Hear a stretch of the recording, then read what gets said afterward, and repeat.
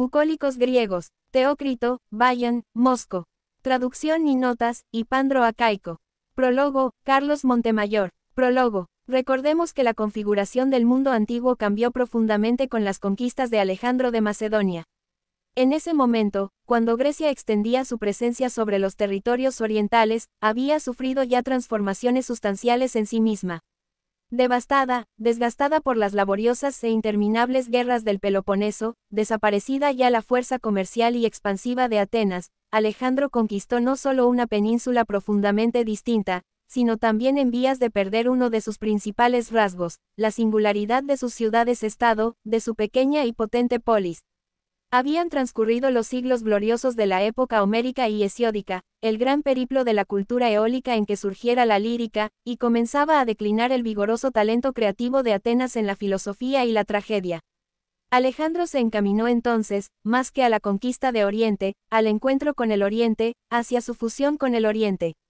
Su muerte puede considerarse como el principio de una nueva era que solo concluiría en el momento en que Egipto se convirtiera en provincia romana. A esta época suele llamársele, en particular después de los estudios de Driessen, helenismo.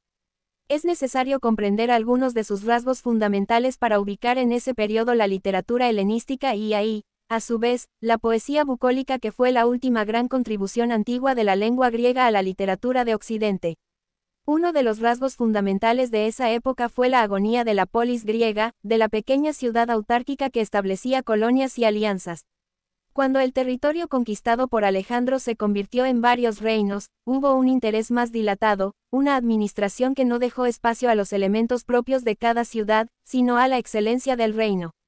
A esto se añadió otro rasgo fundamental, la expansión de una sola lengua griega, independiente de las viejas peculiaridades dialectales de cada región, una lengua común, koiné, que fue el cambio cultural definitivo para entender ya no solo a los griegos, sino al mundo helénico.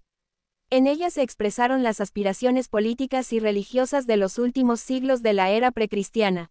Quizás por esto, desde ella, orientales, egipcios y griegos se acercaron al sentimiento de la unidad del género humano y de una comunidad universal, jurídica, idiomática y comercialmente prevaleció un contexto común, imposible de ponderar. Cavafy celebró en el poema, el año 200 a.C., esta floración helenista, de incalculable importancia para Occidente. Ciudades como Alejandría y Pérgamo, y en menor medida, Kos y Rodas, generaron la principal creación cultural, comercial y política de la época. En ellas aparecieron filólogos que analizaron, editaron o conservaron las obras de la antigüedad, y escritores que por vez primera las tuvieron como modelo. En gran parte, por ese recuerdo se dio el Renacimiento alejandrino, periodo que concretó la pasión, el análisis y los criterios de la antigüedad para las épocas posteriores. El helenismo fue, en efecto, además del último instante glorioso de Grecia, la primera vez que Occidente volvió los ojos hacia el pasado griego, idealizándolo, estudiándolo. Y fue esa visión con la que Roma contempló a sus conquistados, a la cultura eterna a la que siempre se sometería. Los valores de la literatura del helenismo son incuestionables. Asistir a la época definitiva de las ediciones de los clásicos, de los filólogos que las editaron, conservaron y analizaron, no fue poca cosa. Implicó un esfuerzo permanente hacia ese pasado, tanto en la imitación de los metros, formas y géneros principales, como en la erudición que exigía el despeje intelectual de su historia misma, de sus contenidos.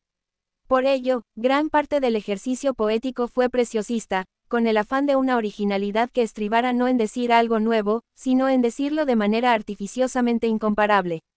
Calímaco es un buen ejemplo de su época cuando, sin demérito de la calidad y artificiosidad de su poesía, se jactaba en afirmar, nada he escrito que no haya sido consultado, es decir, que no fuese resultado de la investigación de los antiguos. Los poetas helenísticos cultivaron muchos géneros, la tragedia, la comedia, la poesía didáctica, el epigrama e incluso la épica, en proyectos de grandes vuelos, como Apolonio de Rodas, y en los pequeños poemas llamados epilios, de los que Teócrito nos proporciona buenos ejemplos. Por otra parte, en el género que nos ocupará, debemos mencionar un rasgo singular, el uso del hexámetro. Es decir, lo que fuera por excelencia el verso épico entre los antiguos, ahora fue usado para los pastores teocríteos y después también para los pastores de Virgilio. El lector de la lírica griega podrá entender en esto la disparidad entre los poetas helenísticos y los líricos antiguos. Si en el tratamiento de un mismo tema destaca la belleza y finura de la Oda primera de Anacreonte, sobre el Ladilio cuarto de Bion, el conocimiento de los antiguos se evidencia cuando los poetas bucólicos utilizan un verso especialmente adaptado para la narración épica, sin recurrir a los ricos y variadísimos metros de la poesía lírica antigua. Esto es la transformación que ha sufrido el trabajo poético, imitar modelos desprovistos del contexto vital de su origen. No había condiciones, en ese nuevo mundo, para reconocer que el hexámetro exigía un aliento específico. Para ellos era ya solamente poesía, verso. Por otra parte, entre otros elementos relevantes de la época que influyeron en la literatura, debemos mencionar la transformación urbana, que facilitó la antítesis urbe, naturaleza, ciudad-campo. Podríamos intentar la explicación independiente de este elemento respecto al universalismo o unidad del género humano, pero quizás fueron en verdad un solo impulso, una única aspiración, el sentimiento de que en la naturaleza subyace una razón esencial que es la plenitud del mundo. La poesía bucólica forma parte de esta vocación por la naturaleza que Longo representó en la narrativa y el cinismo y el estoicismo representaron, acaso como su más alta y depurada expresión, en la filosofía. Muchas transformaciones religiosas, la mayoría sincréticas, de un marcado gnosticismo órfico pitagórico y neoplatónico, se inscribieron también en la configuración de este mismo impulso. La antología palatina contiene suficientes muestras de una vuelta hacia el campo, de la molestia por la urbe, particularmente en la poesía de Leónidas. Pero la poesía bucólica fue más compleja. Primero, debemos decir que los tres grandes bucólicos, Teócrito, Bion y Mosco, no fueron poetas de la gran urbe, aunque todos llegaron a establecerse por un tiempo en Alejandría, fueron provincianos. Esto es relevante para la historia del bucolismo desde el memorable verso inicial de la cuarta égloga de Virgilio, Sicelides Musae. Musas sicilianas, que además de aludir al refrán del idilio 3 de Mosco, afirma la localización espiritual de la poesía bucólica en Sicilia, isla donde nacieron Teócrito y Mosco. Segundo, los poemas de Teócrito presentan a pastores en contiendas de cantos líricos, y es imposible suponer que tales contiendas, de haber existido, se hubiesen hecho en hexámetros. Por ello, esta imitación tiene una doble faz, la del hecho que no debe desecharse como irreal, esto es, la costumbre de las contiendas poéticas entre pastores, y su elaboración culta, sobre modelos y métricas antiguas memorables, como pudo serlo el dístico elegíaco y el hexámetro mismo. Tercero, que tal poesía no persuade al lector a alejarse de la urbe, aunque posiblemente lo supusiera. Tal falta de plan, o de propuesta explícita, debe llevarnos a un cuarto rasgo, es la transformación virtual, real, de la poesía lírica, es decir, la intención de hacer otra poesía, lírica ya en un sentido moderno, de ahí que sea una búsqueda sustancial nueva, aunque sus metros y formas sean una imitación libresca, ajena a la realidad viviente de los modelos griegos que en ese momento se veían ya como clásicos, antiguos. Por último, debemos observar que desde sus orígenes hasta su ulterior desarrollo, la poesía bucólica no fue un arte campesino, rústico, sino culto. Así lo fue en manos de Teócrito. Así, después, en la gracia delicada de las églogas de Garcilaso o en las filosóficas y admirables de Alberto Caeiro. Conviene no desechar el origen realista de la poesía bucólica, especialmente por tratarse de Sicilia, pues la lírica dórica utilizaba los cantos alternos, muchos de ellos agonísticos, en sus coros. No es difícil pensar que su cultivo popular se hubiese extendido en Sicilia, fundada por dorios. Los payadores sudamericanos y los trovadores huastecos o los copleros mayas en México, son otros ejemplos populares de contiendas poéticas aún vivas. Teócrito pudo haber presenciado encuentros así, pero en metros irregulares o más accesibles, basados en iambos y troqueos, nunca en hexámetros. Teócrito cultivó el mimo rústico y urbano, lo que da prueba de su interés por la realidad, por el tratamiento de la vida cotidiana. En él, como en todo gran poeta, la fusión de la realidad cotidiana con el conocimiento técnico adquirido, es lo único que puede conducir al hallazgo inesperado, pero permanente, de las verdades poéticas. Veamos ahora los escasos datos de que disponemos sobre los principales poetas bucólicos, Teócrito, Bion y Mosco. Teócrito nació hacia finales del siglo IV a.C., en Siracusa, Sicilia. Muy joven vivió en Kos, de donde fue su madre, hecho por el cual, equivocadamente, algunas fuentes antiguas lo consideraron nativo de ahí. En Kos se hizo amigo de Filetas, a cuyo grupo literario concurrió.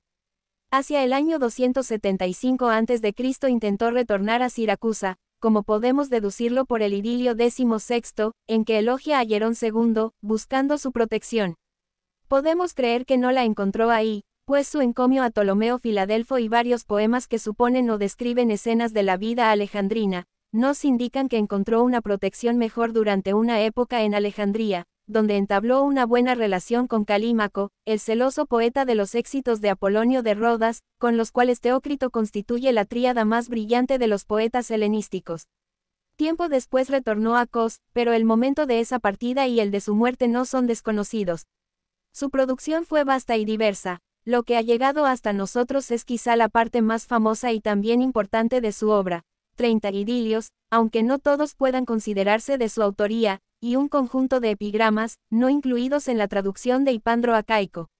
Podemos dividir sus idilios en 4 grandes rubros principales: mimos, poemas en que, como en los idilios segundo, quinto y 15, delinea el lenguaje y la psicología de diversos grupos sociales de la ciudad y del campo, género que antes cultivaron poetas como Sofrón y Llenario; encomios, dirigidos especialmente a monarcas poderosos, en los que se ensalza a Hierón y a Ptolomeo, en el último de los cuales hay un razonamiento de raíces pindáricas sobre el papel del poeta para la posteridad de los reinos; epilios, pequeños poemas épicos de los que poseemos 3 magníficas muestras en los idilios 12, 13 y 25, y bucólicos, que inician una tradición de incalculable valor literario, al punto de que ahora son sinónimas, aunque no lo fueron en los tiempos helenísticos, las voces bucólico e idílico. Idilio proviene de la voz griega eidolaion, que usualmente se considera un diminutivo de eidon, idea o imagen, y por lo tanto traducible como pequeña imagen, representacioncilla o estampa. Hubo idilios de temas rústicos, urbanos y pastoriles, pero los más famosos de Teócrito fueron los denominados bucólicos, voz que proviene, a su vez, del griego bokolos, toro o buey. Aunque recibían un nombre distinto tales estampas de cuidadores de ovejas, de cabras y de toros, quizás por la importancia del boyero o vaquero, el término bucólico se convirtió en la denominación generalizada de todo idilio pastoril, sin que importara ya que se tratase de pastores, cabreros o vaqueros. Así llamaría Virgilio a sus propias églogas, y también sus biógrafos, Donato, Servio y Proclo. Entre los poetas del Renacimiento, lo bucólico y lo idílico denotaría ya una misma cosa. Esta fue, como hemos dicho, la última gran contribución griega a la poesía de Occidente. Y en ella el nombre de Teócrito es primordial, porque con él se inicia la gran familia de poetas que desde Virgilio llegaron a Tasso y Sanazaro, o a nuestros Garcilaso, Fray Luis de León y Góngora. Si bien a Teócrito no se le ha reconocido en todas las épocas, su influjo ha sido permanente a través de Virgilio. ¿Podrá el lector de esta antología comparar la deuda que por paráfrasis, traducción literal o por referencia, tienen la égloga 2 de Virgilio con el idilio 23 de Teócrito, la égloga 3, con los idilios 4 y 5, la égloga 7, con el idilio 8, la égloga 8, con los idilios 2 y 3, y la égloga 10 con el idilio 1? Además, recorriendo las páginas de Teócrito, podrá también entenderse que su influjo no solo se circunscribiera a lo pastoril, sino a la elegía amorosa romana. Esto es comprensible porque la naturaleza del idilio bucólico no es, a diferencia del mimo, esto es, de la hechicera, o de las siracusanas, de marcada motivación verista, sino, como en el polifemo del idilio noveno, idealizador, lírico en el sentido moderno del término, abierto a una amplia expresión personal, amorosa. Por ello conviene recordar otra vez que la poesía pastoril no es campesina, no es arte rústico o ingenuo, sino la búsqueda abierta, espiritual, anímica, idealizadora, del amor, de la naturaleza, de la vida.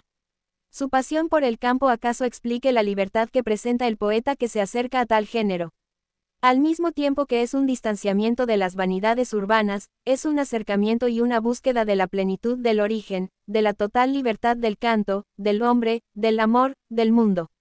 Esa capacidad explica que desde el polifemo de Teócrito en sus idilios 6, 9 y 11, o desde sus pastores Calidón, Dametas y Dafnis, la poesía bucólica llegara a dominios del espíritu como los de la égloga cuarta de Virgilio, cantando a la naturaleza de la edad áurea, o a Góngora, en la más alta evolución del enamorado Polifemo, o al pastor de su propia experiencia, pensamientos y soledad, el Alberto Cairo de Fernando Pessoa. De la maestría de Teócrito dan suficiente muestra, como realismo narrativo, además de gran documento casi visual de la vida tumultuosa de la Alejandría de los Ptolomeos, las Siracusanas, Idilio XV, magnífico cuadro realista de las fiestas de Adonis. Como estampa de una conmovedora pasión amorosa, muy cercana a los impulsos populares de nuestras tierras, La hechicera, Idilio II, reproduce el afán ciego de que un esposo regrese a la relación conyugal, con miedo, odio, resentimiento, esperanza, amor. De los epilios, especialmente es magnífico el dedicado a los dioscuros, los gemelos. Por último, el lector mismo descubrirá en Las Talicias, Idilio VII, acaso el más ambicioso poema de Teócrito. De la vida de Bion sabemos menos aún. Nació cerca de Esmirna, seguramente en la segunda mitad del siglo II a.C., pues su vida profesional se desenvolvió principalmente durante la última parte de esa centuria. Mereció en su tiempo la fama de ser el mejor bucólico, y a este respecto es significativo que Diógenes lo llame poeta mélico, es decir, lírico, ya fuese porque en esos tiempos alejandrinos, lírica, denotara poemas como El lamento de Adonis, o ya fuese porque, en efecto, el arte de Bion hubiese sido lírico a la vieja usanza. Suidas lo citó en tercer lugar al hablar de los poetas bucólicos, poniendo a la cabeza a Teócrito y en último a Mosco, relación que suele considerarse cronológica, y motivo por el cual aún en ediciones recientes los textos de estos autores se ordenan así. El Epitafio a Bion, o Canto fúnebre de Bion, que aparece como Idilio III de Mosco y que lo escribió en realidad un discípulo de aquel, es útil para deducir algunos elementos de su biografía. Por ejemplo, que nació en Flosa, un pequeño lugar cercano a Esmirna, que fue considerado el más grande bucólico de su tiempo, igualmente, que se menciona como suyo un poema sobre la muerte de Adonis, buen motivo para que le atribuyamos el idilio y, el hermoso, canto fúnebre de Adonis, asimismo, que murió envenenado. Finalmente, que llamara su poesía Doria, vincularlo con Siracusa e invocar a las musas de Sicilia. Puede significa que radicó ahí un tiempo, que estudió o entabló amistad con poetas de Sicilia, o que solo cultivó el género que se reputaba originario de ahí, esto es, el bucólico. Por lo que se refiere al espléndido canto fúnebre de Adonis, de marcada orientación ritual, observará el lector que difiere mucho del canto del mismo asunto que aparece al final de Las Siracusanas, de Teócrito, por lo que suele considerarse que esta pieza fue elaborada con una independencia y lirismo mayores. En cuanto a Mosco, segundo poeta en el orden de Suidas y tercero en esta antología, solo sabemos que siempre se le citó después de Teócrito, que fue siracusano, gramático y discípulo de Aristarco y que podemos situar su juventud entre los años 180 a.C. y 144 a.C., pues en ese tiempo Aristarco enseñó en Alejandría. Según hemos dicho ya, a pesar de la posible alusión a el que contiene el canto fúnebre de Bion, no fue el autor de este poema. Ediciones contemporáneas suelen incluirlo en la sección de Mosco, fundamentalmente porque se sigue la tradición del Appendix bucólica, que junto con los poemas, Europa, y Megara, se lo atribuye. En cuanto a la traducción de bucólicos griegos que presentamos aquí, hecha por el poeta mexicano Ignacio Montes de Oca, 1840 a 1921, que a temprana edad recibió de la Arcadia romana el nombre de Hipandro Acaico, diremos que fue su primer trabajo notable como helenista. Elaborado en distintas épocas, por la primera versión del Idilio 30 de Teócrito, que aparece aquí en segundo lugar, sabemos que su inicio se remonta hasta su adolescencia misma. Concluyó primero las traducciones de Bion, publicadas en Guanajuato en 1886. Siguieron, más tarde, publicados en diversos periódicos, los Idilios de Mosco y de Teócrito. La colección completa de bucólicos griegos apareció por vez primera en 1877, en México, por la imprenta de Ignacio Escalante. En España, Marcelino Menéndez y Pelayo le dedicó efusivas páginas y lo persuadió a emprender la tarea más difícil en la lírica griega, la traducción de las Odas de Píndaro, labor que, como señalamos en el prólogo de esta última obra, concluyó en 1882, fecha de la primera edición mexicana. El amor de Hipandro Acaico por las letras griegas, por la poesía pastoril y por los lectores posibles que en México gustaran del helenismo, logró aquí conseguir una traducción de gran excelencia. De metros variados y usos estróficos también diversos, su calidad poética es notable. Idilios especialmente hermosos, como A la muerte de Adonis, Las Talicias, o El Cíclope, son admirables piezas en verso. De cadencia sostenida, de gran suavidad de expresión, de fácil vuelo y limpias imágenes, sigue siendo aún ahora, a más de un siglo de su publicación, un magnífico ejemplo del arte de la poesía y del arte de la traducción. No supone, por cierto, los modelos de los traductores del siglo XX, que prefieren imitar el metro y la palabra del original. Sus traducciones pertenecen todavía al tiempo en que había regocijo por recrear la poesía, por no disminuir la calidad o el afán de cantar en nuestra lengua con el garbo que podía suponerse en el original. Traducir en endecasílabos rimados o blancos lo que se lee en hexámetros, puede no parecer muy ortodoxo ahora, pero también pudo parecer en verdad poco serio a los líricos del siglo VII o VI a.C., que se hiciera competir en hexámetros a pastores en los idilios de Teócrito o en los de Virgilio. El verso es adecuado si con él se consigue elevar la voz, el canto, si prevalece el aliento poético. Y esto lo ha conseguido admirablemente la suavidad, naturalidad y concisión de los versos de estos bucólicos griegos. No ha cambiado mucho el estado de nuestro conocimiento sobre la poesía helenística desde los días juveniles de nuestro traductor, pero hemos aprendido algunas cosas nuevas, especialmente en lo que toca a las atribuciones indiscutibles de los idilios octavo, noveno, 19º, 21º, 25º y 26º a Teócrito. El hermoso poema, A la muerte de Adonis, que aparece aquí como idilio 30, en cambio, aunque atribuido a él por el Códice Laurentino, es en verdad de autor desconocido, y los editores más recientes lo incluyen como anónimo fuera de los idilios teocríteos. Igualmente, hoy sabemos que son anónimos varios de los fragmentos atribuidos a Bayon, especialmente de los amatorios, pero, de los que contiene esta antología, solo el idilio octavo de Bayon es atribuible a Mosco. Por otra parte, criterios morales llevaron a Hipandro Acaico a alterar algunos pasajes de los idilios o a suprimirlos totalmente. No aparecen 3 de ellos, por esa razón, 2, porque los desconocía su época. En cuanto a los otros casos, mencionemos en primer lugar el idilio 13, que presenta 3 alteraciones. Una, en el prólogo, porque el poeta le comenta a un amigo que el amor no vino al mundo solo por causa de mortales como ellos, sino también para dioses y héroes, como fue el caso de Hércules, que se inflamó de amor por el joven Jailas.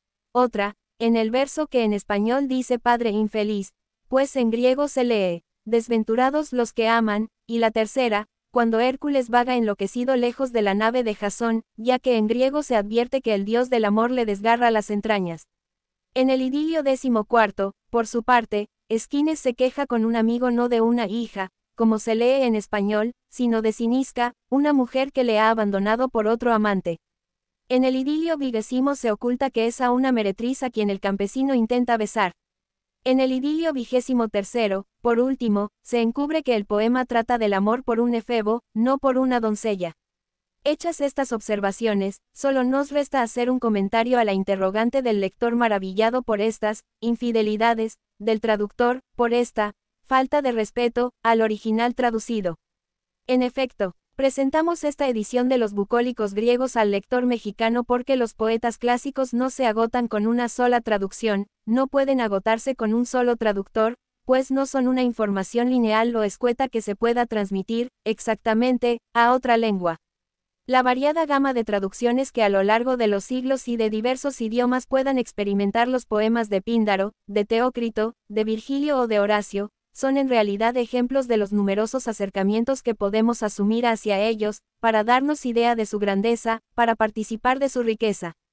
Otro acercamiento sería la lectura de los poemas en su propia lengua, y no por una sola vez, sino por muchas, durante varias épocas de nuestra vida, para descubrir que nuestro original cambia, que lo leemos cada vez distinto, como las 2 versiones que del mismo idilio 30 de Teócrito incluyó aquí Hipandro Acaico. Pero un carácter más relevante tienen las traducciones de poetas clásicos, constituir un momento definido de la lírica de su tiempo, ser parte del pensamiento poético de su propio tiempo. Esto ha ocurrido con las traducciones que hicieron Catulo, Virgilio, Petrarca, Fray Luis de León, Quevedo, Hölderlin, Pope, Pound, Quasimodo, muchos otros.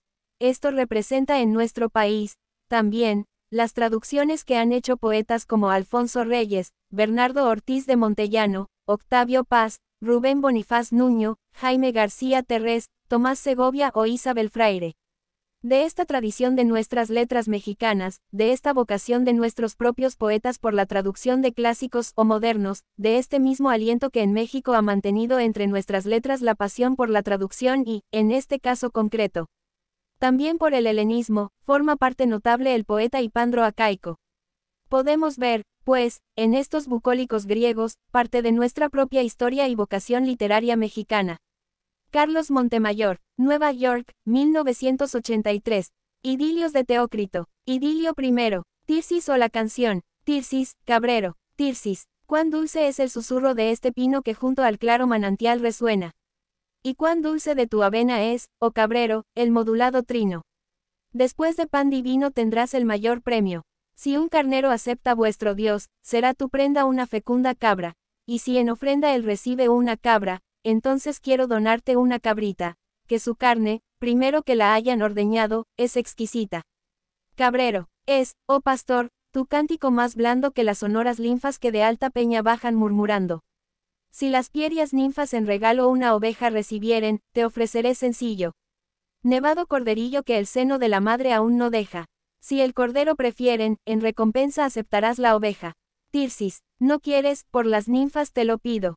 No quieres, oh cabrero, en la falda sentarte de este otero entre los tamarices, y al sonido de tu zampoña principiar un canto. Yo tus cabritas pasaré entre tanto. Cabrero, no puedo, no, pastor. No es permitido a nosotros tañer a mediodía. La flauta, porque pan hacia la siesta a reposar se acuesta. Cansado de su larga cacería. Su cólera tememos, que es terrible cuando la ira lo embarga. Y tiene en la nariz bilis amarga. Mas tú, que al fin sensible, oh Tirsis, y el amor infortunado de Dafnis bien conoces, y has llegado. De los metros bucólicos al colmo, acércate gentil, bajo aquel olmo. Siéntate complaciente, y canta de las náyades divinas. Y de Priapo enfrente, allí un rústico banco, allí hay encinas. Y si tan suavemente modulares como aquella ocasión, que al africano. Cromis audaz vencieron sus cantares, 3 veces ordeñar podrá tu mano. Una cabra que tengo con 2 hijas, y que aunque 2 cabritas amamanta. Le sobra leche tanta que llena cada día 2 vasijas. También un vaso nuevo quiero darte de reluciente cera barnizado. Profundo, de asa doble, con mucha arte a poco cincelado. Tanto, que aún le dura el olor de la fresca entalladura. Hiedra de parte a parte circunda el labio, hiedra entrelazada con la preciosa flor de maravilla. Y una parra, de púrpura esmaltada, serpea más abajo por la orilla. Adentro una mujer, divina hechura, esculpida se mira, en torno al cuello. Graciosa red encierra su cabello, flotan al aire manto y vestidura. A diestra y a siniestra hay 2 elegantísimos varones disputando con ásperas razones. Indiferencia muestra ella, y ya al uno sonriendo mira, ya vuelta al otro plácida suspira, y en vano de los jóvenes los ojos brillan de amor, de celos y de enojos. Bien esculpida cerca se divisa una escarpada roca. Sobre ella un viejo pescador coloca su red a toda prisa, y en actitud parece de lanzarla a la mar. La efigie ofrece gran perfección, y de su cuerpo todo. Dirías que los músculos emplea para pescar, se le hinchan de tal modo. Las venas del pescuezo, aunque ya sea de rostro ajado y cano. Vigor de juventud tiene el anciano. Del viejo pescador no a gran distancia una viña se observa, rico en talle. De racimos cargada en abundancia. Tras de las espinosas cercas la guarda un niño, 2 raposas giran en torno. Va de calle en calle comiendo uva madura la una. Junto a la cesta acecha la otra y a robar se apresta, y no apartarse jura sin haber hecho el postrimer esfuerzo para dejar al niño sin almuerzo. En tanto el mozalbete cabizbajo de espigas y de juncos entreteje vistosa trampa de coger cigarras, y atento a su trabajo, no le importa la cesta ni las parras ni que la zorra sin comer lo deje. El vaso en fin circunda eólico portento. De suave acanto artística corona. El corazón se inunda al verlo de estupor y de contento. Lo trajo en un bajel de Calidón a un marinero, y dile en recompensa a más de un bello queso, enorme disco de blanca leche densa, la cabra más hermosa de mi aprisco. El rico vaso aún no tocó mi labio, de intacto lo conservo sin el menor resabio y para ti gustoso lo reservo si repetirme quieres el himno melodioso que te pido. Canta, amigo querido, que no te envidio. O a Plutón prefieres reservarlo en el reino del olvido. Tirsis, musas del alma mía, empezad una agreste melodía, a Tirsis el del Etna veis delante. Y esta de Tirsis es la voz sonante. Oh ninfas, qué collado, qué bosque o verde prado, qué valle os escondía. Cuando el pastor más lindo cuando Dafnis de amor triste moría, en el risueño pindo morabais por acaso o en las amenas selvas del Parnaso. IAH, no la gran corriente de Anapo os albergaba, ni de Asis el torrente, ni vuestra planta erraba del Mongibelo entre la ardiente lava. Musas del alma mía, empezad una agreste melodía, los lobos y los linces doloridos, con lúgubres aullidos vinieron a llorar a Dafnis muerto. Y aún el león furioso que habita el bosque umbroso uniría sus lágrimas desierto. Musas del alma mía, empezad una agreste melodía, cuántas vacas y cuántas terneras a sus plantas vinieron a verter amargo lloro. No hubo becerro o toro que a su dolor extraño permaneciera mudo en el rebaño. Musas del alma mía, empezad una agreste melodía, Mercurio fue el primero que del monte bajó. Con lastimero acento, Dafnis, dijo. Oh Dafnis, mi buen hijo. ¿Quién así te desgarra carnicero? Dime, ¿quién es la dama cuyo funesto amor así te inflama? Musas del alma mía, empezad una agreste melodía, vinieron los vaqueros, vinieron los pastores y cabreros pidiendo todos de su mal noticias. Vino Priapo y dijo, Dafnis triste, ¿por qué así te consumes? La doncella que fuera tus delicias, por las fuentes y selvas que con ella un tiempo recorriste con pie veloz siguiendo va tu huella. Musas del alma mía, empezad una agreste melodía, enamorado ciego, ¿cuál te devora incomprensible fuego? Por zagal en amores moderado antes eras tenido. ¿Cómo es que en amador desenfrenado de súbito te miro convertido? ¡Ay! ¿Quién tu corazón ha corrompido? Musas del alma mía, empezad una agreste melodía, si una zagala miras, luego de amor suspiras, y si en festiva danza, se reúnen las vírgenes de tarde, tu pecho férvido arde, de acudir a bailar con la esperanza. ¿Y por qué no se cumple tu deseo? Pobre de ti, languidecer te veo, no dio el zagal respuesta. Más su pasión funesta, continuó fomentando, y de su vida el fin acelerando. Musas del alma mía, empezad una agreste melodía, acudió la postrera, sonriendo la diosa de Citera. En su alma sonreía y aparentaba fuera grave dolor y llanto de agonía. Y dijo, triste Dafnis, te gloriabas, de triunfar del flechador Cupido. Como de amor vencido, hoy en el polvo tú la frente clavas. Musas del alma mía, empezad una agreste melodía. Dafnis le replicó, Venus tirana, Venus odiosa, Venus inhumana. Con que anunciarme quiere, tu voz que ya se puso. Para Dafnis el sol, bien, no rehuso, cumplir con mi destino. Dafnis muere, pero hasta en el infierno. Dafnis será de amor tormentoso eterno. Musas del alma mía, empezad una agreste melodía. Márchate al monte de Ida, donde es fama, que a Venus el pastor, a Anquises llama. Hay encinas allí grandes y añejas, aquí tan solo pobres matorrales, y suaves las abejas, susurran alrededor de los panales. Musas del alma mía, empezad una agreste melodía, que, ya no te enamora, de Adonis la belleza, allí su rey apacentando mora. Corre por la maleza, las liebres persiguiendo, y lazos a las fieras va tendiendo. Musas del alma mía, empezad una agreste melodía, preséntate, si puedes, otra vez a luchar con Diomedes. Y dile, el brazo mío, venció por fin a Dafnis el mancebo, que ovejas custodiaba, ven de nuevo, conmigo a combatir, te desafío. Musas del alma mía, empezad una agreste melodía, comillas signo de cierre de exclamación. Lobos, linces, adiós. Oh de la selva, habitadores, osos, el postrero, adiós os dice Dafnis el vaquero, que con vosotros vuelva, entre los bosques a habitar sombríos. El hado inexorable me rehúsa.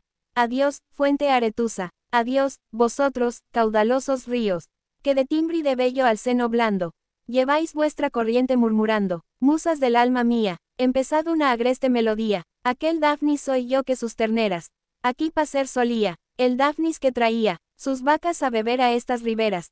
Musas del alma mía, empezad una agreste melodía, oh pan, ya habites este instante, la cumbre del Liceo, ya el gigante.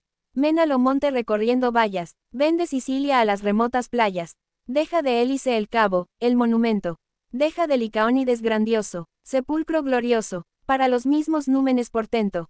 Musas del alma mía, ya terminad la agreste melodía.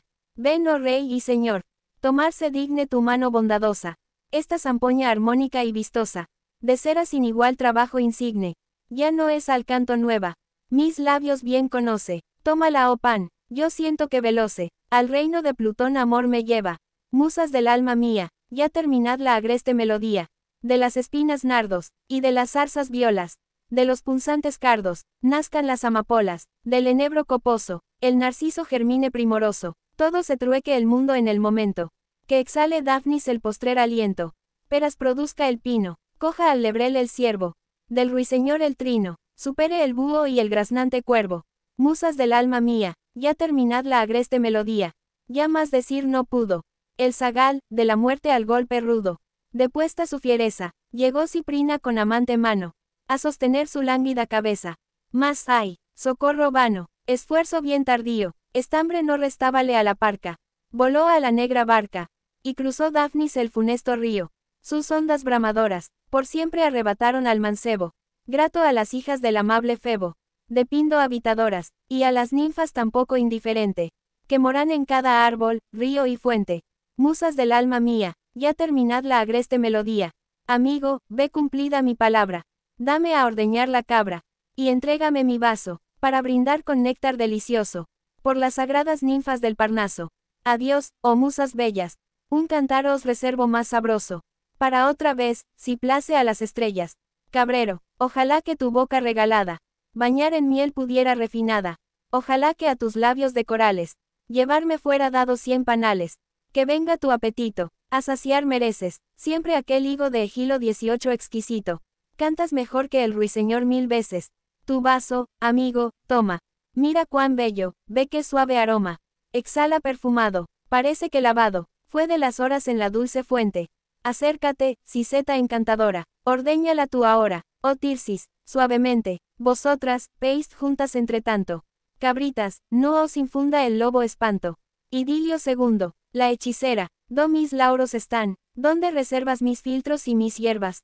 Tráelos aquí, Testilis, de cordero, con purpurina lana el cáliz ata, con mágicos hechizos ligar quiero, al vil esposo cuyo amor me mata, ya 12 largos días ha durado, la ausencia del esquivo, no le importa al cruel si muero o vivo, ni a mi puerta ingratísimo, ha llamado, amor, voluble numen, y citeres, de cierto lo han llevado a otros placeres, a la palestra iré de Timageto, mañana mismo, y público reproche, dirigiré al infiel, por esta noche, con mis hechizos lo tendré sujeto, oh luna, tú entretanto, cual nunca brilla hermosa, a ti quiero mi canto, dirigir en voz baja, oh casta diosa, y a Hécate pavorosa, que solo la tierra habita, y cuando entre la sangre y los sepulcros, gira, terror excita, en los mastines y cachorros pulcros, salve, Hécate tremenda, aquí te queda, hasta el fin de mi hechizo, y haz que pueda, mi ponzoña tener virtud no menos, grande, que de Medeas los venenos,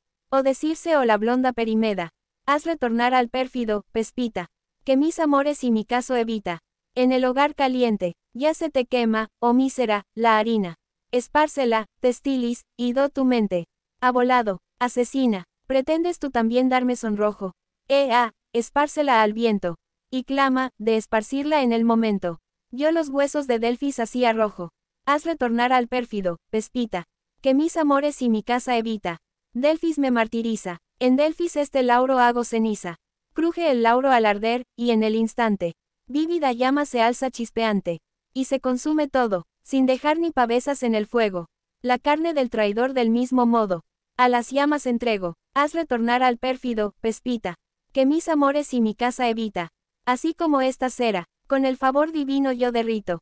Así Delfis el mindio prontamente, a mi voz obediente, derrítase de amor, y a la manera, que esta rueda de bronce en torno agito, de Venus con la ayuda, girando Delfis a mi puerta acuda. Haz retornar al pérfido, Pespita, que mis amores y mi casa evita. Voy a hacer de salvado el sacrificio. Diana, sea propicio, tu numen sacrosanto, tú puedes en el fondo del averno, mover al inflexible Radamanto, y cuanto haya de fuerte en el infierno. Ya se oye de los perros el ladrido. En la ciudad, los trivios ha venido a recorrer Diana, Suena, Testilis, suena la campana. Haz retornar al pérfido, Pespita. Que mis amores y mi casa evita. Mirad, el ponto calla, y se adormece el viento. Pero en mi pecho estalla, con más furor mi amargo sentimiento. No cede ni un momento. El fuego que me inflama. Por el esposo mío, robóme mi albedrío, y hoy en mi seno el deshonor derrama. Haz retornar al pérfido, Pespita. Que mis amores y mi casa evita.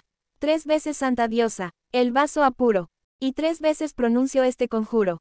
Quien quier que sea la mujer dichosa, que me usurpa mi amor, el fementido. En tan profundo olvido, la deje cual Teseo a Ariadna hermosa. Haz retornar al pérfido, Pespita. Que mis amores y mi casa evita. Hay en Arcadia venenosa planta. Hipómanes la llaman los donceles. Y tiene fuerza tanta, que hace bajar del monte a los corceles. Ah, la virtud oculta de su tallo. Haga que la palestra resbalosa abandone mi indómito caballo, y torne Delfis a su amante esposa. Haz retornar al pérfido, Pespita. Que mis amores y mi casa evita. La fimbria de su blanca vestidura. Dejó perdida Delfis, en jirones. La arrojó a arder en medio a los tizones. Ay de mí sin ventura. Desapiadado amor, ¿por qué adherido a mi cuerpo infeliz, cual chupadora? Palustre sanguijuela, no has bebido mi sangre hora tras hora. Haz retornar al pérfido, Pespita. Que mis amores y mi casa evita. Con esta machacada lagartija, una poción de muerte, mañana voy a hacerte. Y tú, Testilis, hija, toma por el momento los venenos letales que he mezclado, y ve a ungir el umbral de su aposento. Ese umbral a que tengo todavía mi corazón atado, mas no importa al infiel si me acongojo. Y escupiéndolo, di, Testilis mía, yo los huesos de Delfis así arrojo. Haz retornar al pérfido, Pespita. Que mis amores y mi casa evita. Ahora que solitaria y sin consuelo, voy a dar rienda suelta a mi quebranto. ¿Por dónde empezaré la triste historia de mi funesto amor? ¿Por dó mi duelo? ¿Quién fue la causa de mi amargo llanto? La cestilla expiatorial, al bosque de Diana, llevaba una mañana, Anaxo, hija de Eubulo, y en hileras, conducían al templo muchas fieras, y una leona, entre ellas, africana. Oh veneranda luna, sabe dónde mi amor tuvo su cuna. Teucarila de Tracia, mi difunta nodriza, que a otra puerta de mi casa habitaba, salió luego, y me invitó con replicado ruego a ver la procesión. Por mi desgracia, ay, acepté la oferta y al cortejo me uní, de blanco lino vestida, y con el manto purpurino de Clearista la gentil cubierta. Oh veneranda luna, sabe dónde mi amor tuvo su cuna. Llegaba a la mitad de la carrera, la pompa, del Licón frente al palacio, cuando del brazo unidos, por la acera, caminando despacio, 2 jóvenes miré de hermoso tipo. Era Delfis, era él, con Eudamipo. El bozo despuntaba en su mejilla, más blondo que la flor de maravilla. Uno y otro tornaba, de la palestra ardiente, y con el óleo y el sudor brillaba. Oh veneranda luna, sabe dónde mi amor tuvo su cuna. Ver a Delfis y súbita locura. El corazón turbarme fue todo uno. Ay, se ofuscó al instante mi hermosura. Y ya no vi espectáculo ninguno. Ni sé cómo la vía. Pude encontrar a la morada mía, al borde de temprana sepultura. Fiebre voraz me puso, en triste cama, postrada con mortífero desmayo. 10 veces me alumbró del sol la flama. Y 10, oh luna, me alivió tu rayo. Oh veneranda luna, sabe dónde mi amor tuvo su cuna. Se puso amarillenta como cera. Mi faz, antes hermosa, y cada día a marañas caía, mi sedosa y flotante cabellera. Mi esbelto cuerpo no era, sino huesos y piel. ¿A qué ventana? No llamé o a qué puerta. ¿De qué anciana? En la magia perita, no pedí yo el auxilio. Empresa vana, a mi pena inaudita, no traía consuelo algún encanto. Volaba el tiempo inútil entre tanto. Su pecho más luciente, oh luna, que tu disco refulgente, oh veneranda luna, sabe dónde mi amor tuvo su cuna. A decir la verdad de mi tormento, me resolví, por fin, a mi doncella. Y con amargo acento, hállame por piedad, Testilis bella. Le dije, a mi dolor medicamento. Aquel mancebo lindo, que conoces, de Mindol, me tiene toda de su amor llagada. Ve, con mirada diestra, de Timageto observa la palestra, que allí a mi bien agrada. Ir a quedarse larga temporada. Oh veneranda luna, sabe dónde mi amor tuvo su cuna. Y apenas puedas verlo sin testigo. Acércate sin miedo, y dile quedo, si Meta quiere conversar contigo. Y hasta la estancia mía, sírvele tú de guía. Partió la sierva fiel a mi mandato, y la vi retornar, oh inmenso gozo, con el gallardo mozo, con mi Delfis sin par a poco rato. Más hay, apenas miro, que el dintel de la puerta él atraviesa. Me quedo sin respiro, oh veneranda luna, sabe dónde mi amor no su cuna, y que la nieve más helada y tiesa, un sudor abundante, de mi frente corría, a la polar escarcha semejante, y ni siquiera articular podía, sílabas sin sentido, como balbuce el tiernecito infante, cuando a su madre llama adormecido. Inmóvil mi simpática figura, quedó cual de cristal yerta escultura. Oh veneranda luna, sabe dónde mi amor tuvo su cuna, mirándome de lleno, y la vista el cruel después clavando. En el suelo, tomó un asiento blando, y me dijo, oh Simeta, sí Afileno, el hermoso garzón, hoy he vencido. En la veloz carrera, sobre mí igual ventaja has obtenido, en invitarme siendo la primera. Oh veneranda luna, sabe dónde mi amor tuvo su cuna. Me aprestaba a venir, sí, yo lo juro, por amor dulce y puro, me aprestaba a venir bajo tu techo, con 2 o 3 amigos, de la pasión testigos, que me devora el pecho, esta noche mismísima, en tributo, trayéndote en la falda, de mi flotante veste, manzanas 1000, de baco hermoso fruto, y ciñendo mi sien alba guirnalda, del álamo celeste, a Alcides consagrado, y con cintas de púrpura adornado. Oh veneranda luna, sabe dónde mi amor tuvo su cuna. Me alentaba la mágica esperanza de obtener tus favores, en la carrera soy de los mejores, y fama de beldad mi rostro alcanza. Ah, cuánta bienandanza, una sonrisa dulce, una suave palabra tuya habría dado a mi acalorada fantasía. Pero oh Simeta, sabe, que si cerrojo o llave, tu puerta asegurara, el hacha entonces, y la ti rompieran hoja y goznes. Oh veneranda luna, sabe dónde mi amor tuvo su cuna. Por favor tan insigne doy ahora las gracias a Ciprina, y a ti luego, mujer encantadora, que me libraste del ardiente fuego, y medio consumido por las flamas, a tu lado me llamas. Ah, la antorcha de amor con flagraciones, produce más terribles e instantáneas, que del fiero Vulcano los tizones, del Lipari en las fraguas subterráneas. Oh veneranda luna, sabe dónde mi amor tuvo su cuna. Hace a la Virgen el hogar paterno, abandonar furiosa, hace amor a la esposa, huir del lado de su esposo tierno. Así me dijo ufano, yo le tendí la mano, hube crédula en exceso, de mi pasión ardiente, estuve en mi embeleso, hablando largamente, en fin oh luna amiga, he a que cansarte ya con mis amores, permite que mi canto no prosiga, satisfecho de entrambos el deseo, nos unieron los lazos de Himeneo, y ni a mí sinsabores, hasta ayer me causó mi fiel marido, ni yo mi juramento di al olvido, mas hoy temprano, a la hora, que los corceles del hermoso Febo llevan al cielo a la rosada auroral, vino a verme la madre de Filista, mi diestra cantatriz, y del mancebo, Melixo, que al infiel sigue en la pista, y entre varias noticias me ha contado, que Delfi se halla de otra enamorado, si es virgen o viuda, la buena anciana duda, mas sabe, sí, que él brinda de continuo. Vuelve tus ojos a mirarme humana, y muévete a piedad mi pena acerba, o si yo fuera abeja, cuán ufana, entrara susurrando, y sin reserva, posárame en la yedra que corona, tu gruta, y la que te orna verde hierba. Ahora conozco a amor, fiera persona, es la del dios vendado, y a sus pechos, lo amamantó sin duda una leona. Del monte se educó entre los helechos, sin abrazar su fuego nada deja. Tengo los huesos con su ardor deshechos. Oh ninfa sin rival, de negra ceja, de bellos ojos y gentil mirada, tu corazón al mármol se asemeja. Una guirnalda para ti guardada, de rosas y apio y yedra entretejida. Conservo oh amarilis adorada, mas si por fin no dejas tu guarida, la haré desesperado 1000 pedazos. Ay, infeliz, ¿qué es sin ti la vida? Perdido voy de la desdicha en brazos. No me escuchas, cruel. Oh dolor crudo, de mi pelliza rompo ya los lazos. Voy saltar dentro la mar desnudo. Desde el peñón do el pescador olpicios. Al nadador atún acecha agudo. Aunque al caer del alto precipicio, no logre hallar la muerte entre las olas. Te placerá siquiera mi sacrificio. Lo sé, de las veraces amapolas, con que explorar tu amor quise de lleno.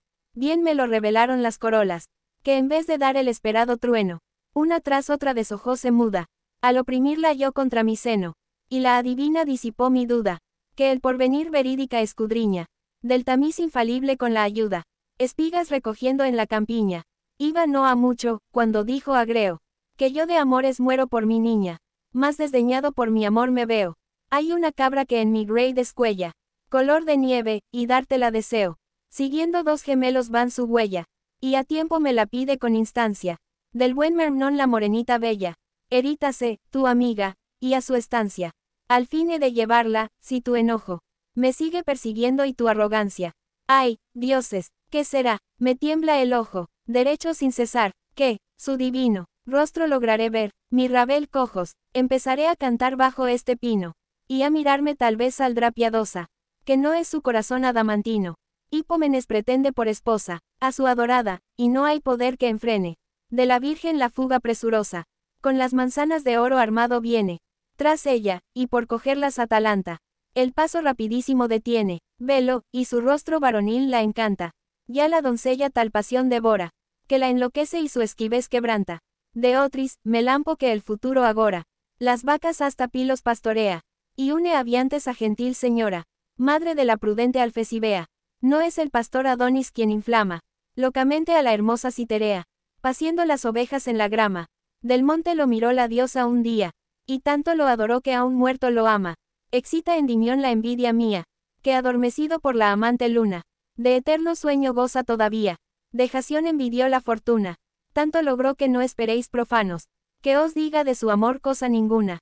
Ay, la cabeza duéleme, son vanos, mujer idolatrada, mis lamentos, el inútil rabel sueltan mis manos, para tenerme en pie faltanme alientos, voy a tender aquí mi cuerpo inerte, aquí me comerán lobos hambrientos, y a miel, ingrata, te sabrá mi suerte. Idilio IV, los pastores, Bato, Coridón, Bato, dime, buen Coridón, por vida tuya, ¿de quién son esas vacas? De Filondas, Coridón, no, que el dueño es Egón, y de orden suya. Las apaciento, Bato, la verdad no escondas, secretamente a todas las ordeñas, de la alta noche en las tinieblas hondas. Coridón, a fe que no, si en preguntar te empeñas, que me observa el patrón, y a cada una su ternerillo junta por más señas. ¿Y a dónde ha conducido la fortuna? Al anciano pastor, que no lo veo, desde que se ocultó la última luna. No lo sabes, Milón al sacro Alfeo, consigo lo llevó, Bato, ¿cómo? De lucha, ni aun el aceite ha olido, según creo. Coridón, pues dicen todos que su fuerza es mucha y que a Alcides aún, cuando le cuadre podrá desafiar. Bato, amigo, escucha, a mí también llamábame mi madre más robusto que Pólux, 3 son consejas que al vulgo no creeré, por más que ladre. Coridón, ha marchado llevando 20 ovejas y un asadón. Bato, hará venir la rabia, Milón hasta a los lobos si lo dejas. Coridón, las becerrillas huérfanas que agravia mugen abandonadas. Bato, infelices, ¿por qué tan mal pastor, fortuna sabia? Les has querido dar. Coridón, lo cierto dices, ni pacer quieren ya las pobrecillas. Bato, una veo entre aquellos tamarices, que desnudas ostenta las costillas. Vive, cual la cigarra, de rocío. Coridón, eso no, por la tierra. A las orillas, la llevo del Esaro, y junto al río. Le doy de blanda hierba un gran manojo. Y a veces salta en el latino umbrío. Bato, mira cuán flaco está aquel toro rojo. Ojalá que uno así le toque en suerte. Cuando de Juno aplaque el fiero enojo. Con inmoladas víctimas, al fuerte. Cuanto perverso pueblo del ampliado, que tanta sangre en los altares vierte. Coridón, pues a pacer las llevo con cuidado al maligno y al fisco, y al risueño nito de mil flores tapizado. Do la retama crece y el beleño y el toronjil fragante nos recrea. Bato, ay, ay, mísero Egón, el loco empeño, de que un triste laurel ganar te vea. Olimpia, te consume, y entre tanto, tu rey camina a la región letea. La zampoña también que fue tu encanto, y que forjaste tú, devora a prisa. Voraz polilla, Coridón, por el nombre santo, de las ninfas, que no, que al irse a Pisa, me regaló su músico instrumento, y sepulsarlo, de cantor a guisa, de Glauca repetir con grato acento, y de Pirra los versos, y a Crotona se celebrar con dulce sentimiento. De Sacinto bellísima pregona, los loores mi voz, y de Lacinio, que el sol naciente con su luz corona, en donde Egón, de atletas exterminio, 80 tortas devoró, y haciendo, por la pezuña a un toro, so el dominio, lo puso de Amarilis, con estruendo, aplaudían al verlo las mujeres, y el de la selva lo traía riendo. Bato, Amarilis gentil, tú sola mueres, sin que de ti se olvide ni un instante, el corazón que aún en la tumba hieres, más que a mis cabras te adoré constante, más que a mi rey te amé cuando moriste. Ay, ay, triste destino el de tu amante. Coridón, No desmayes, oh vato, menos triste, tal vez mañana te será la suerte. Mientras hay vida, la esperanza existe. Llegar tan solo debe con la muerte. El desaliento, Júpiter sereno, se muestra a veces, y otras lluvia vierte. Vato, sí, la resignación me inunda el seno. Ahuyenta a los becerros, que esa oliva. A destrozar empiezan. No es heno, lejos de aquí, blanquisco, cero, coridón, arriba, alotero, si metas, no oyes. Vaya, me acerco, vive pan, bestia nociva. Y te castigo, en insolencia raya. Tu osadía, otra vez, oh, sí a la mano. Tuviera mi bastón de sólida haya. ¿Cuál te azotara? Vato, coridón, hermano, que me mires por Júpiter te pido. Me ha punzado el talón cardo inhumano. Altísimas las zarzas han crecido. En derredor, mal haya la becerra. Que por correr tras ella el pie me he herido. La has hallado, coridón, sí, mi ojo no yerra. La tengo entre las uñas, es la espina. Vato, pequeña y doma a un hombre. Coridón, por la sierra, un prudente pastor jamás camina. Sin sandalias, oh vato. 1000 abrojos, hay en el monte, y el zarzal germina. Vato, y dime, coridón, los negros ojos de aquella ninfa, tienen al vejete apasionado aún. Coridón, viejos antojos, no remedian los años. Acomete la empresa de casarse todavía. Del apartado establo en el retrete, llorando por su bella vilo un día, con gestos y graciosos ademanes. Vato, viejo verde, competir podría tu raza con los sátiros y panes. Idilio quinto, los caminantes, Comatas, Lacón, Morzón. Comatas, Cabruna Grey, a aquel pastor evita, mi pelliza de cabra me ha robado. Huye de Lacón el sibarita. Lacón, no llegues a esa fuente, mi ganado. Comatas allí está, ¿no veis, ovejas, que él es quien mi zampoña ayer ha hurtado? Comatas, ¿qué zampoña, alquilón, ni qué consejas? ¿Cuándo has tenido flauta, si nos matas? Con coridón soplando cañas viejas. Lacón, la que me dio licón, senor Comatas. Ni Eumaro tu amo cuero tener pudo. ¿En qué acostarse, y tú ay qué piel tratas? Comatas, Crocilo me la dio, de envidia mudo, lo vías a las ninfas inmolando. La cabra, y me dejaste al fin desnudo. Lacón, por pan lo juro venerando, tu pelliza no hurtó. De un precipicio, cimiento, al Cratis caiga yo rodando. Comatas, por las palustres ninfas, y propicio. Quiero tener su numen, tu instrumento. No hurtó Comatas, ni causó perjuicio. Lacón, de Dafnis, si te creo, haya el tormento. Más un cabrito pon, es lo más santo. Y hasta rendirte modular intento. Comatas, un cerdo desafió a Minerva al canto. Ahí va este cabrito, pero apuesta. Un corderillo gordo tu entretanto. Lacón, ¿y cómo, zorro, qué igualdad es esta? Pelos en vez de lana quien trasquila. Perra por cabra ni a ordeñarse presta. Comatas, quien como tú en rendirme no vacila. Empieza, y no un cabrito, ten un chivo. La avispa al ruiseñor vencer estila. Lacón, no tengas prisa, no te llega al vivo la lumbre. Cantarás más dulcemente en este bosque y bajo aqueste olivo. Aquí una fresca y cristalina fuente. Aquí hay de verde hierba blando lecho. Y aquí murmura el grillo diligente. Comatas, no tengo prisa, pero sí despecho. Me causan tu soberbia y tus arrojos. Yo te enseñé, y a fe que sin provecho. Cuando eras niño, y ante mí de hinojos. Te vi, y así me pagas. Cuervos cría, ellos después te sacarán los ojos. Lacón, hombre lleno de envidia y sin valía. ¿Cuándo me has enseñado algo de bueno? Ven, y luego será la melodía. Comatas, no he de ir allá. También aquí es ameno. Aquí encinas y hierba, aquí hay nogales, que con su fruto te henchirán el seno. La sombra aquí es mejor, 2 manantiales. Brotan, entre el follaje el ave trina. Y 1000 abejas colman mis panales. Lacón, ven, y en lana más blanda te reclina. Que el mismo sueño, sin ningún afeite. La oveja es siempre perfumada y fina. No como tú y tus cabras que deleite. Cándida leche brindaré en un vaso. A las ninfas, y en otro suave aceite. Comatas, 4 veces más mórbidas, si acaso. Vienes, mis pieles hallarás, poleo. Y grama, alfombra te darán al paso. 8 vasos pondré para el recreo. De pan, llenos de leche, y 8 copas. De miel henchidas de panal y bleo. Lacón, canta, pues, desde allí si en eso topas. Más quién el juez será del desafío. Ojalá que viniera el buen Licopas. Comatas, ¿para qué? De sus juicios no me fío. Llama a ese leñador que jaras corta. No lejos, es Morzón, amigo mío. Lacón, llamémoslo. Comatas, tú llámalo. Lacón, hola, importa. Buen hombre, ven acá, y un rato breve. Nuestra contienda musical soporta. Tú juzgarás en el cantar quien lleve la palma, y ni a mí me hagas, buen amigo, algún favor, ni ayudes a ese aleve. Comatas, por las ninfas, Morzón. Lo mismo pido, ni premies a Comatas en su daño, ni es otro encuentre en tu favor abrigo. De Turio el Sibarita este rebaño, es propiedad, de Eumaro el Sibarita. Son las cabras que ves, y no te engaño. Lacón, ¿y quién te preguntó, lengua maldita? Si el rebaño era mío o bien de Turio. ¿A qué viene, por Jove, tanta grita? Comatas, diciendo la verdad yo no te injurio. Querido, o yo me jacto, por ventura. Y que, ¿no eres tú también de mal augurio?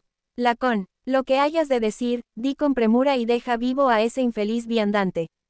Tiene su lengua o febo. Gran soltura. Comatas, las musas me aman más que a aquel cantante. Dafnis su favorito, agradecido. Les inmolé 2 cabras a un instante. Lacón, del grande Apolo soy favorecido. De sus fiestas el tiempo está cercano. Y un hermoso carnero al dios le cuido. Comatas, mis cabras, salvo 2, ordeño ufano. Y al mirarme mi bella, me da pena. Dice, que ordeñes con tu propia mano. Lacón, va, Lacón 20 canastos llena, de quesos, y a su amada en las mañanas. Los va a donar en la floresta amena. Comatas, a su cabrero arroja 1000 manzanas. En el monte la hermosa Clearista. Y partiendo veloz, silba con ganas. Lacón, no hay corazón de bronce que resista. Cuando me viene a ver Cratida sola. Y desata sus trenzas a mi vista. Comatas, ¿quién compara la zarza ni amapola? A la rosa gentil, que entre el espino. De la cerca ostenta su corola. Lacón, al durísimo fruto del encino. ¿Quién osó comparar del dulce pomo? La delicada piel y sabor fino. Comatas, daré a mi virgen cándido palomo. Que del coposo enebro en que se anida. Con mano sin rival yo mismo tomo. Lacón, trasquilaré mi oveja más querida. Y su negro vellón de 100 matices. Para una vez te donaré a Cratida. Comatas, hola, ese olivo, cabras infelices. Dejad, ahí a pacer a aquel collado. En que crecen los verdes tamarices. Lacón, hola, cimetas, ¿qué haces de ese lado? Con aro, en esa encina no hagasme ya. Peist hacia poniente con nevado. Comatas, tengo una caja de ciprés muy bella. Y un cáliz, de praxíteles hechura. Ambos a 2 reservo a mi doncella. Lacón, tengo un mastín de sin igual bravura. Y lo daré a mi linda cazadora. Cuando vaya a vagar por la espesura.